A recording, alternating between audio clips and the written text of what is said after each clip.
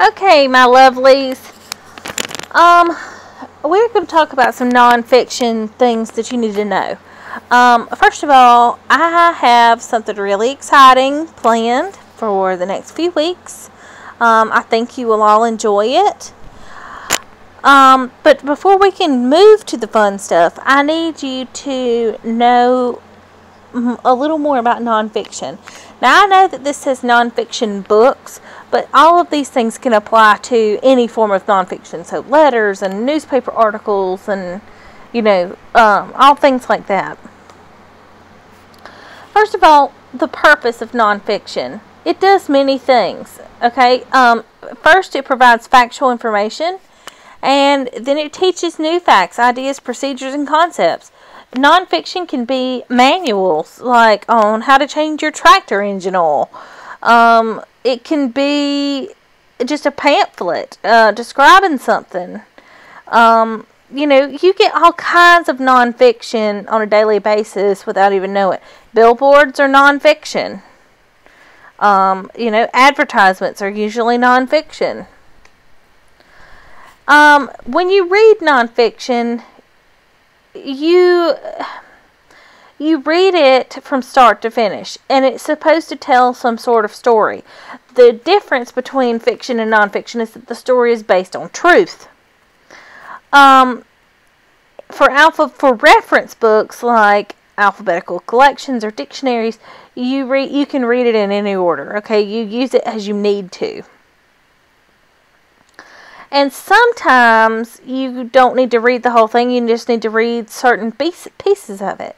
When I got to college, we had textbooks, and you'd spend so much money on a textbook, and then you'd need it for like 4 chapters, and that was it. They do look different from fiction books. Lots of times they have photos. Think about a fiction book being your science textbook or your math textbook with lots of maps and graphs and charts and, illustrations and things like that. So a lot of times they'll have explanations.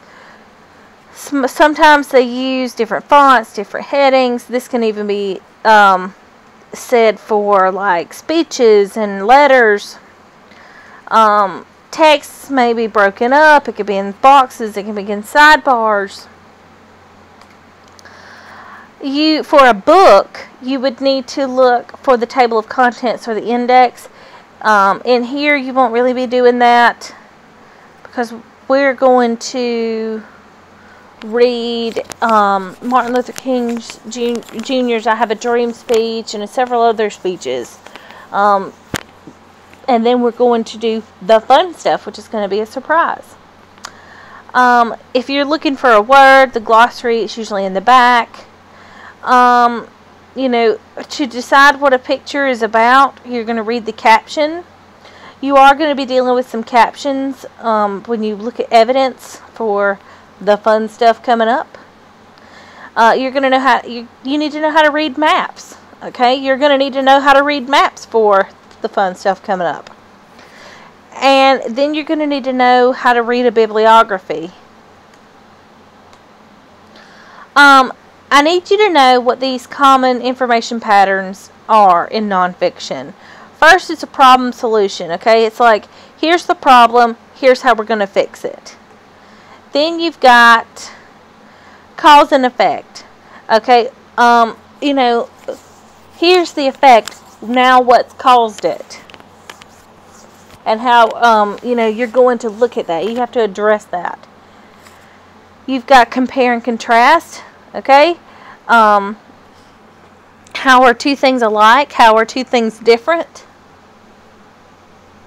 You've got question and answer. Sometimes it can just be, here's a question, how are we going to answer it? You've got sequence of events in time order. Lots of times that'll be a timeline. It could just start with something simple and go to more complex. You've also got description, definition, or list. Some of y'all struggled on the framework with making lists of notes, okay?